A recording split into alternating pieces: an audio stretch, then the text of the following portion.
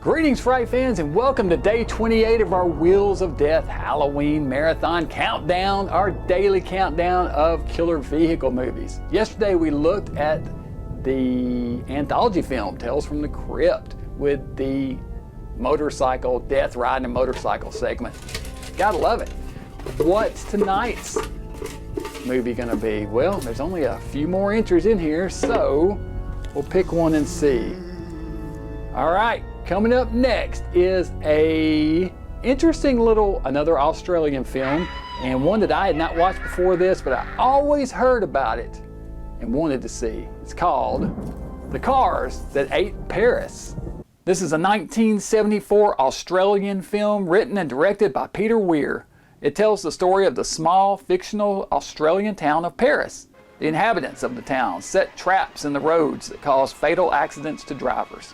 The townsfolk then bring the wrecked autos into the town and pour over them like locusts, salvaging items for themselves while the survivors are taken to the hospital to have lobotomies performed on them by the town doctor, who likes to perform experimental surgery and needs subjects. Two brothers, Arthur and George Waldo, are driving late one evening when George decides to take the turn in the road towards Paris. They have an accident, run off the road, and George is killed.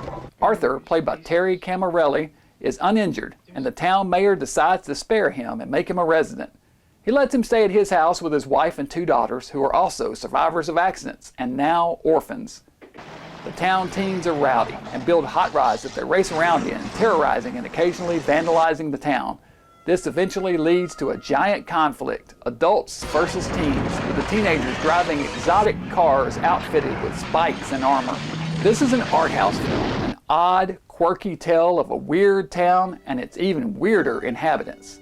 This came out before Roger Corman's Death Race 2000, and the cars used in the finale were a direct influence for Corman.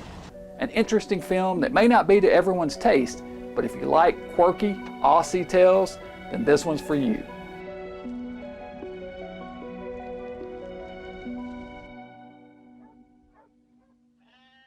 All right, The Cars That Ate Paris. Again, it's not exactly a horror movie.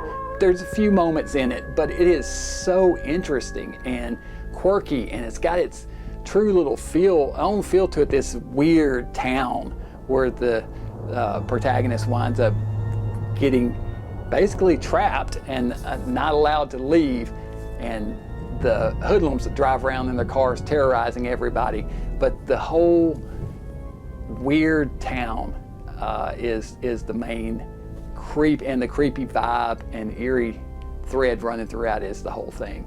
These people that cause these accidents on purpose so that they can get stuff to take these people's things and get their vehicles and all their items and whatnot, and that's how they gain more members of their society. It's pretty interesting. Again, another Australian film that's super interesting and worth a watch.